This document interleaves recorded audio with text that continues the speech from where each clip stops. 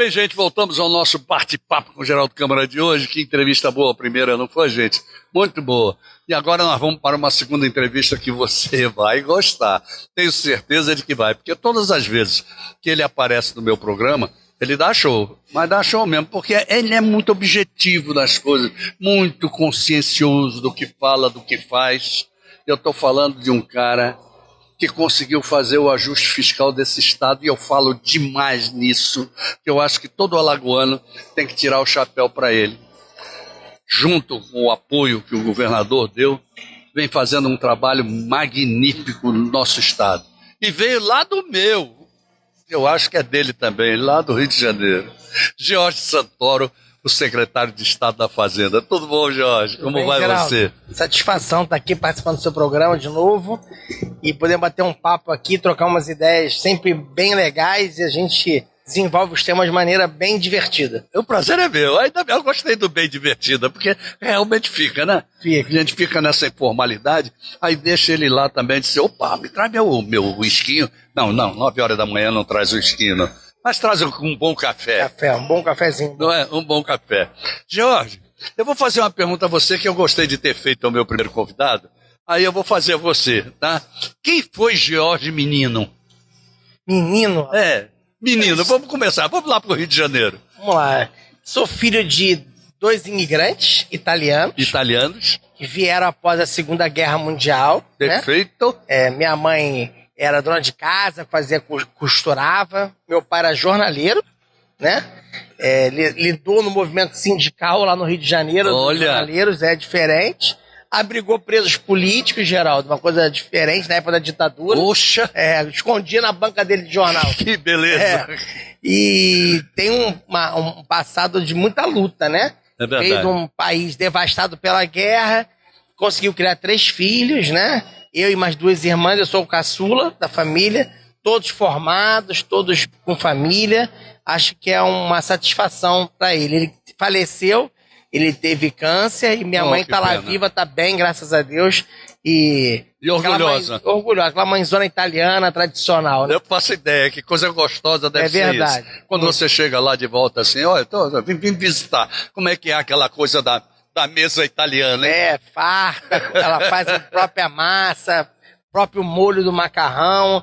É a tradição, né? Que coisa boa. Jorge, então vamos subir um pouquinho. E o Jorge jovem, aquele que estava caminhando para eu vou ser isso, eu vou ser aquilo, não sei como é que vai ser. Como é que foi isso? Conta pra gente. Geraldo, eu tinha um sonho de ser piloto de avião. Não tem nada a ver. Tem nada a ver com o que eu faço hoje. Bom, quer dizer, até tem, né? Aí eu me estudei, passei no concurso, fui para a Escola Preparatória de Cadetes do Ar, em Barbacena. Em Barbacena. Fiquei 3 anos lá. Depois eu fui para Pirassununga. Fiquei mais 3 anos, solei o avião no 3º ano. Eu era muito bem colocado na turma, mas não dava para ser piloto, Geraldo. Eu era muito indisciplinado. Eu gostava de voar como um pássaro, sem limites, sem preocupação. E o voo militar é um voo muito enquadrado, muito disciplinado. E eu não me enquadrei muito nisso, acabei desistindo da carreira, não terminei o curso da Força Aérea, saí. A minha turma hoje, Geraldo, quem ficou ou aposentou ou é brigadeiro, né? A minha turma foi a brigadeiro ano passado. Nós temos agora 17 oficiais generais da Força Aérea e alguns ainda coronéis ainda, mas já estão para se aposentar, e o resto todos já saiu da carreira, e eu continuei. Eu fui para o setor público, me formei em Direito. Mas antes disso, deixa eu dizer uma coisa. Eu acho que o bate-papo tá dando um furo hoje. Eu acho que sim. Você já disse na televisão que você gostava de voar, que o teu negócio era voar? Não. Tenho certeza que nunca disse. Não, nunca tinha dito, não. Estamos dando um furo aí, viu? Furo. Agora vamos lá pro Direito. Então, na academia, a gente tinha matérias, a formação original do cadete era engenharia. Depois eles mudaram para uma área mais humana, que eles verificaram que precisava ter gestores das Forças Armadas. Perfeito. E aí eu entrei em contato com o curso de Direito ali, e aí resolvi, quando eu saí da academia, fazer Direito. Aí passei no vestibular, Aí estudei numa faculdade muito tradicional, que foi a Universidade Federal do Rio de Janeiro, que foi o centro ali na época do golpe militar de 64, Perfeito. Geraldo. O Largo do Caco era muito famoso. Exatamente. Então, eu peguei os professores que viveram aquele momento difícil do país e eu tive a honra de ter estudado com grandes mestres do direito, como foi o Evandro Lizin Silva. Sim, sem dúvida. O Tércio Lizin Silva. Então, eu tive vários professores muito famosos, estavam se aposentando. Perfeito. A minha turma foi uma das últimas a conviver com essas pessoas que abrilhantaram o direito, Não né? tenha dúvida. E isso para mim foi muito importante. E numa época dificílima. Dificílima, em que a faculdade foi invadida várias vezes. Exatamente. E vários alunos sumiram da faculdade, né? Então foi um momento do Brasil, né? Eu peguei, de um lado, quando eu entrei para a aeronáutica, o fim do período do golpe de 64, né? Ainda peguei resquícios disso dentro da aeronáutica. E quando eu vou para a universidade, eu vou para a universidade que era uma das mais libertárias, né? Exatamente. Então para mim foi bom. Bom. Né? Foi uma mistura interessante. Encontrou o equilíbrio. O equilíbrio, sem dúvida, até pessoal. Para mim foi muito interessante. E onde é que entrou a economia nisso? Então, aí eu fui trabalhar num banco, que era o Bradesco, fui bancário. Olha só. Durante um período. E depois eu fiz concursos públicos, eu fui trabalhar na Prefeitura do Rio. Perfeito. E na Prefeitura do Rio eu encontrei um caminho da economia. Aí estudei, fiz pós-graduação, fiz mestrado na área de economia e gostei muito dessa área. E né? é uma De senhora finanças área, públicas, né? Gostei muito e venho me aprofundando nos estudos ao longo desses anos todos. Num dado momento, eu fiz um concurso para Tribunal de Contas. Hoje eu sou auditor do Tribunal de Contas do Rio de Janeiro? Do município do Rio de Janeiro. Olha aí um negócio que eu não sabia. Olha aí. Desde 2003 eu sou funcionário de carreira do Tribunal de Contas. Vim para Alagoas agora cedido. Do estado do Rio de Janeiro? Não, do município. Do município. É porque o Rio de Janeiro tinha o estado da Guanabara e o estado do Rio. Não, exato. E o Tribunal do município do Rio chegou a um tempo ser TCU. Inclusive já encontramos aqui um ponto em comum. Porque o meu pai, ele, quando faleceu, ele era aposentado como ministro do Tribunal de Contas do Rio de Janeiro. Porque não eram conselheiros. Não eram conselheiros, eram ministros. Exatamente. Pois ele foi aposentado. Então o Tribunal de Contas mexe comigo, viu? Então, Geraldo, esse tribunal é muito diferente, porque os plenários são nomes de ministros. Ele é muito diferente. E a formação dos conselheiros lá era a formação. Quando eu entrei no tribunal, eram ainda alguns advogados brilhantes que foram políticos. Perfeito. E aí alguns já faleceram. Então a gente tem o Antônio Carlos Flores de Moraes, que era filho de Evaristo de Moraes. Isso, perfeito. A gente tinha um conselheiro que foi presidente da Academia Brasileira de Imprensa. Né, foi exatamente, da ABI. Foi da ABI, que era um jornalista muito famoso. Então Herbert Mozo. Não é o Herbert, não. É Azevedo o nome deles, vou me lembrar ainda. Antônio Carlos Azevedo. Isso. Então a gente tem um grupo de conselheiros bem diferenciado. Isso. O tribunal construiu um corpo técnico muito bom até hoje. Então, assim, e você labutava lá? Labutei lá durante um período, depois eu fui cedido para trabalhar no estado do Rio, na Fazenda do Estado. Na Fazenda do Estado. Eu trabalhei a minha vida inteira em fazenda. Foi aí que você tomou gosto pela coisa mesmo? Na verdade... Da gestão pública. Eu já trabalhava em fazenda desde 92, Geraldo. Certo. E aí o tribunal, eu fiquei na área tomando conta de fazenda também. Perfeito. Então eu trabalhei sempre nessa parte de fazenda, de fisco, de finanças, mesmo no Tribunal de Contas. Muito bem. Onde é que você encontrou as maiores dificuldades no sentido de fazer o que você conseguiu fazer aqui? Lá conseguiu, ou seja, ajuste fiscal, as pessoas entenderem a importância da economia para o Estado? Em 2007, o Joaquim Levy assume a Secretaria de Fazenda do Rio de Janeiro. Perfeito. Eu acompanho ele, ocupa a função de subsecretário. Perfeito. De política fiscal na época, depois eu fui ser secretário de Receita. O Rio de Janeiro, em 2007, era um estado absolutamente destruído. Exatamente. Muito parecido com o que eu encontrei aqui no Rio de Janeiro. A diferença entre um estado e outro é que aqui em Alagoas a gente encontrou uma convergência entre os poderes e entre a sociedade. Perfeito. E no Rio isso nunca foi encontrado. Nunca. O Rio há uma conflagração entre os poderes, a sociedade, e a gente não consegue ter uma união de esforço para sair da situação ruim. Falta o caminho único. O caminho único. Ele não tem. Aí tem sempre alguém que quer dar uma saída mais mirabolante que o outro, e no final ninguém luta em conjunto. Exatamente. Aqui, graças a Deus, a gente teve um ambiente coordenado pelo governador Renan. Acho que o senador Renan também participou muito dessa conciliação, e a gente teve muito próximo do Tribunal de Justiça, do Tribunal de Contas, do Ministério Público, da Defensoria Pública. Eu acho que isso tudo em conjunto, e principalmente o apoio da Assembleia Legislativa nos momentos mais cruciais. Com certeza. Que foram as reformas que a gente fez ao longo desse período.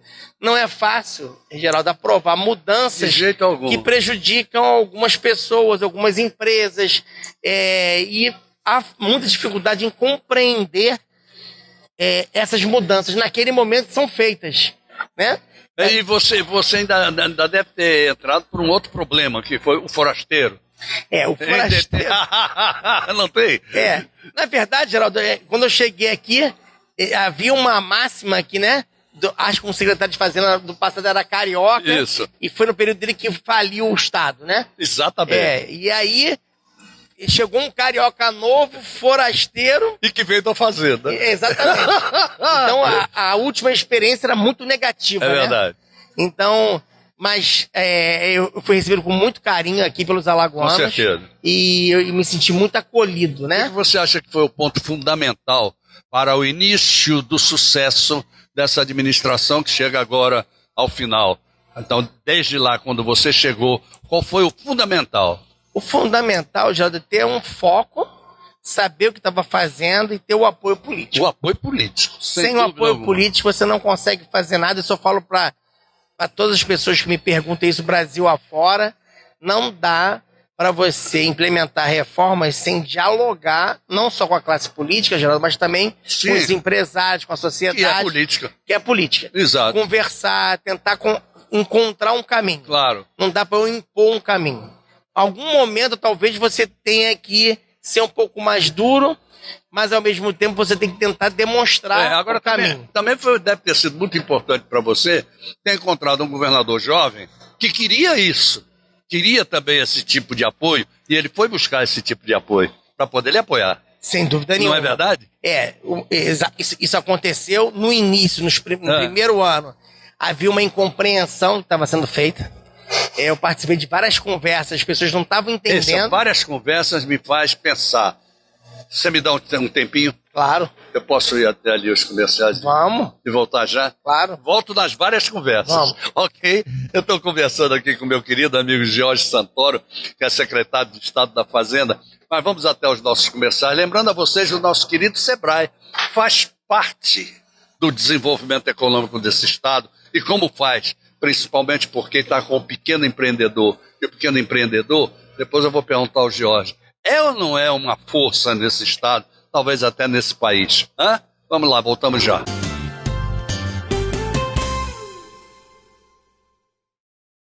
Muito bem, gente, voltamos ao nosso papo aqui com o Jorge Santoro, secretário de Estado da Fazenda de Alagoas. E ele falou de conversas e conversas e conversas que foram necessárias para se poder começar a trilhar um caminho. Sem dúvida, a gente procurou explicar, primeiramente, para o setor empresarial, né? Buscar o caminho que a gente queria que Alagoas fosse vista fora como um lugar bom para investir, um lugar seguro para receber investimentos. Perfeito. E para você transmitir essa segurança, a gente tem que estar com as contas em dias, pagar os fornecedores em dia e não ter nenhuma imagem negativa. Então isso a gente buscou. E mais do que isso, a concorrência tinha que ser leal. Então a gente tinha estabelecimentos que simplesmente não pagavam tributos e o outro pagava. Então a gente precisava equilibrar isso, porque o investidor que quer botar o negócio aqui, ele quer ter a certeza que ele vai competir em igualdade de condições. Lógico, perfeito. De um outro lado, a gente tinha que cortar despesas, segurar custos. E aí havia incompreensão. Para que quer fazer isso? O nosso objetivo, Geraldo, era criar um espaço para fazer investimentos reais, ou seja, investimentos que gerassem uma maior infraestrutura, não só infraestrutura urbana, mas uma infraestrutura social. Social. Para eu poder, hoje, lançar o maior programa de educação do país, que é hoje, o secretário Rafael lançou esse ano, lá em São Paulo, na Fundação Unibanco. Foi costurado durante mais de um ano esse projeto, e a gente vai fazer a maior aplicação de recursos para desenvolver a educação em jovens. Por que a importância disso, Geraldo? A gente tem uma maior percentual de jovens chamados nem-nem. Nem, exatamente. Que nem trabalham e nem estudam. Exatamente. E a gente precisa recuperar esses jovens para virar uma força de trabalho que o Estado vai precisar, porque hoje o Estado está num processo de já contratado de investimentos no setor de saneamento, no turismo, que a gente não vai ter mão de obra para dar conta. Pronto, olha, isso foi fantástico. Para pensar, gente, quando foi que nós tivemos necessidade de que o Estado empregasse? Chegamos num determinado ponto de desenvolvimento que a gente precisa dessa mão de obra. Fantástico isso. Sim, e a gente está com um problema que pode virar uma dificuldade para a gente crescer. Por exemplo, engenheiro. Já estamos vivendo um problema de apagão de engenheiro. A gente não tem mais engenheiro, precisa de engenheiro para tocar as obras de infraestrutura. Claro. Nós investimos, Geraldo, nesses últimos 7 anos, quase 9 bilhões de reais só o governo do Estado. Nos próximos 7 anos, juntando o governo do Estado e iniciativa privada, já tem contratado mais 8 bilhões de reais. Para os próximos 7 anos. Isso, 8 só do setor privado. O governador que entrar já encontra isso. Já encontra isso. Com o setor público junto, nós vamos ter quase 15 bilhões. Ou seja, num período de 15 anos, nós vamos ter a possibilidade do Estado, talvez, aumentar 50% do PIB. E nos próximos 10 anos, a gente dobrar o PIB do Estado. Muito bem. E a responsabilidade do quem vem? A responsabilidade é muito grande. Isso que você colocou agora? A responsabilidade a gente não pode deixar retroceder. Não, de jeito algum. Porque a gente tem que caminhar olhando para frente. O dado que saiu essa semana do CAGED aponta isso. É muito interessante. Alagoas foi o estado que mais cresceu emprego no país. Desculpa, no Nordeste. No Nordeste. E foi o 7º do país. Mas esse dado vai melhorar em 2022. Por quê?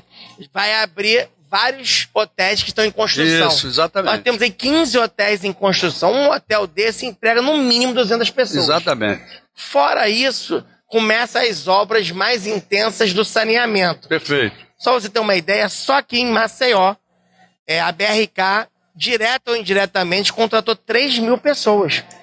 É um boom de investimentos na construção civil e que gera a necessidade da gente desenvolver cada vez mais, não só o turismo, mas vem a indústria sucroalcooleira voltando a ressurgir. Claro, e outra coisa também, quando você fala no turismo, você sabe que eu sou louco por essa área, expert mesmo nessa área, até livros escritos, etc. Sabe o que me falta? Eu sinto que falta aqui a gente interiorizar cada vez mais esse turismo. E como o governador está fazendo, vocês estão fazendo uma infraestrutura, eu acho que a gente precisa levar esse turismo lá para dentro do interior, sim, e cada vez mais. Então, a gente teve uma reunião ano passado muito emblemática na casa do senador Renan. Ele conversando com o governador, comigo, com o secretário Fábio Farias e com o secretário Mozart, ele falou: a gente precisa ligar o estado de norte a sul, de leste a oeste, com estradas duplicadas. Pronto, é isso aí. E aí a gente iniciou todos esses projetos que estão em andamento. A estrada Padelmiro Gouveia já está quase em Olho das Flores. A gente já vai começar agora de Penedo a Piaçaba Sul. E já estamos com os projetos. Duplicada. Que maravilha. E começamos a licitar a da fronteira de Maragogi, de Pernambuco, para Japaratinga. E já está em projeto. Pelo litoral, não. Pelo litoral. Porque aquilo ali é fantástico. Exatamente. Não pode ficar do jeito que está ainda.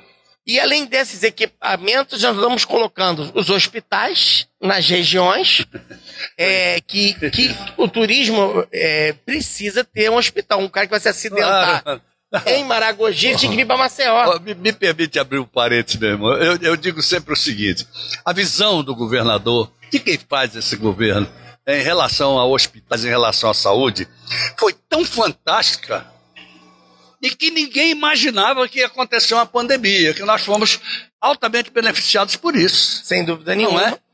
Foram 5 hospitais inaugurados 5 hospitais. na pandemia. Temos 2 que vão inaugurar agora no meio do ano. Perfeito. Fora as UPAs. Foram 6 UPAs novas. Isso. E a gente ainda vai fazer as clínicas de família. E tem mais o Hospital Metropolitano de Arapiraca, que vai começar a construção ainda. Perfeito. Então, assim, é um conjunto de equipamentos Muito bem. que atrai o desenvolvimento econômico. Bem. Aí eu pergunto a você, falou de conversas, tem conversas por aí, dizendo que o possível governador tampão, Paulo Dantas, já teria dito que quer você no governo. Ponto 1. É verdade? É verdade. É verdade. É muito bom a gente ouvir isso, tá vendo? Não foge da pergunta. A outra, que você poderia, no caso de o governador ser da mesma equipe, continuar. Sim. O governador teve essa conversa comigo. Se ele decidir sair, ele conversou comigo para eu verificar a hipótese, né? Ele solicitou que eu continuasse na gestão do mandato tampão. Muito bem. Você concorda, pode até não concordar, não tem problema nenhum, de que aí foi um consenso entre eles, né? Que o único percalço do governo, talvez pensando só em produzir, em fazer as coisas, foi não preparar o sucessor? Então, Geraldo, na verdade o sucessor era o Luciano, né? Era o vice-governador. Tudo bem. Houve o planejamento para isso, exatamente. Né? Ele era o candidato, aí teve uma incorrência, ele resolveu ser prefeito de Arapiraca, e aí surge um problema, né? É verdade. Dali para cá, talvez o governador não tenha pensado com tantos trabalhos acontecendo, tantas atribuições, não desenvolveu um nome dentro do governo que ele tenha trabalhado. Eu acho que ele trabalhou vários nomes no governo pelo trabalho feito. Não tenha dúvida. Mas ele não botou a mão, é esse que vai ser o sucessor. Não, e não foi só isso. Ele não deu o respaldo popular. Isso. Devido, né? Porque você, por exemplo, poderia ser um candidato a governador, não poderia? Acho que qualquer pessoa pode ser, Geraldo. Não, mas vamos tirar essa de qualquer pessoa para ir para você. Você gostaria de ser o governador desse estado? Geraldo, é uma decisão que não cabe a mim, claro. Né? Na verdade, o governador indicou para eu me filiar ao MDB. Isso deve acontecer ainda esse ano, não sei em que momento. Provavelmente isso vai acontecer ainda... Não, antes de julho. Provavelmente. Sem dúvida, tem que ser. E ainda a gente não conversou sobre isso. Para que função ele está pensando... Eu acredito que a ideia dele, ele já me conversou isso comigo, e o Dr. Vanderlei já tinha me procurado para tratar desse assunto. Eu discuti mais temas nacionais, aproximar mais Alagoas das discussões nacionais, e para isso ele estava querendo me colocar na Fundação Ulisses Guimarães, para me poder participar desses debates. Ou seja, Alagoas ficou muito fora, Geraldo, dessas discussões de temas relevantes. Mas não pode ficar fora da firmeza que você colocou aqui em termos de administração fiscal. Não pode ficar fora. Eu acho que você vai para a Fundação Ulisses Guimarães, e aí? Como é que nós ficamos aqui chupando o dedo? Porque a gente precisa de você aqui para a continuidade disso aí. Eu estou dizendo a gente porque, como jornalista, eu ouço muita gente. Nós temos 2 minutos para encerrar esse programa. Esses 2 minutos eu não quero fazer nenhuma pergunta a você. Queria que você usasse esses 2 minutos conversando com ele. Bota para fora aquilo que não lhe perguntaram. Nem eu. Então, Geraldo, continuando nesse ponto aí, né? Eu acho que a gente precisa debater alguns temas muito importantes. Mas eu só quero fazer uma ressalva. Você tem... É isso mesmo? 2 minutos? 2 minutos, né? Pois então é 2 minutos mesmo. Então, a gente tem que debater temas na sociedade alagoana que são caros a ela. E eu acho que a gente precisa desenvolver na sociedade temas importantes para melhorar a qualidade de vida da cidade, não só de Maceió, mas do estado como um todo. Perfeito. Então eu tenho procurado fazer esse debate nas redes sociais. Muita gente não compreende isso e leva isso para um debate meramente político. Claro que tem política por trás de um debate público, claro, em que eu me exponho, mas é muito importante a gente sair da questão pessoal e verifica o que é importante para a cidade. Isso é bom. Então são temas que a gente, que às vezes dói no gestor, mas ele tem que entender que a gente precisa criticar, nem sempre é ruim. É alertar por um problema, é trazer o debate público, buscar isso. É ter a sinceridade de propósito. Sinceridade dos propósitos. Eu acho que nós precisamos melhorar isso para a gente ter um Estado mais desenvolvido para o futuro. Jorge, me acompanha para a gente ouvir ali, ver e ouvir um analista do Sebrae rapidamente? Claro. Então vamos lá, por favor. Quem vai entrar conosco é o Fábio Rosa. Alô, Fábio. Oi, Geraldo. Hoje vamos falar sobre inovação. Eu sou Fábio Rosa, analista do Sebrae Alagoas. Sou também gestor do programa Agente Local de Inovação. A gente vai falar isso um pouquinho mais para frente. Agora, inovação. Vamos falar um pouquinho o que é inovação, aonde os empresários podem acessar esse tipo de inovação aqui em Maceió, em Alagoas, dentro do próprio Sebrae. Então, inovação, Geraldo, a gente pode falar muito. Hoje em dia, a inovação deixou de ser apenas uma oportunidade. Hoje a inovação é uma necessidade.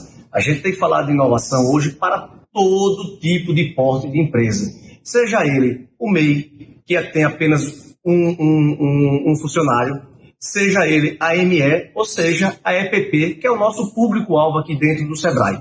Então a inovação, a melhor coisa de se falar hoje em dia é demistificar o que é inovação da invenção. A inovação é aquilo que a gente transforma um produto, o serviço, o marketing, tudo para o mercado, aquilo que realmente vai ter lucro, que vai gerar nota fiscal. Isto é inovação. A inovação ela pode ser incremental ou ela pode ser disrupta.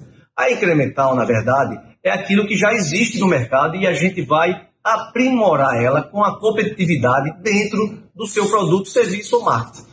A disruptiva é aquilo que nunca foi visto. Realmente é uma inovação que nunca foi vista no mercado. Então, pode ser feito essas duas opções dentro da inovação. A inovação hoje em dia é uma ferramenta, é um processo para o mercado não só tecnológico. Quando a gente fala de inovação, o pessoal fala muito, isso é sempre para tecnologia? Não, inovação é para processo, a inovação é para produto, a inovação é para serviço. Tá? E então a gente pode demistificar isso muito fácil. E como a gente pode fazer isso aqui para o Sebrae? A gente tem um projeto chamado Agente Local de Inovação, onde a gente vai ter 9 encontros dentro da empresa. Hoje em dia, por conta da pandemia, a gente pode fazer também esse híbrido. Pode fazer virtual e pode fazer presencial. Isso muito de acordo com o empresário. Nesses novos encontros, a gente vai encontrar dentro da empresa um problema relacionado à inovação. Então, nessa inovação, a gente vai passar a um problema para uma solução. Dessa solução, a gente fazer um plano de ação para implementar e esquecer esse tipo de problema dentro da empresa. A gente também tem o Sebrae Tech, que é uma ferramenta tecnológica onde a gente pode fazer as consultorias dentro da empresa, em vários temas. Design, produção, tá? TI, qualquer tema a gente pode direcionar isso. Como acessar isso para vocês, empresários aqui dentro do Sebrae? Vocês podem fazer uma ligação para o nosso 0800, que é 0800 570 0800, ou vir aqui próprio no Sebrae. Temos 4 agências. A agência sede Maceió, aqui no centro, a agência Arapiraca, a agência Penedo, a agência Delmiro Gouveia. Acessando isso, inclusive pelo próprio site, você tem uma consultoria gratuita, que é a consultoria por hora marcada, onde você tem 1 hora aqui com a gente e você acessa muito bem e fala um pouquinho sobre desmistificar a inovação. Geraldo, aquele abraço, tamo junto. Obrigado, Fábio. E obrigado, meu querido amigo, a você por ter me concedido essa entrevista.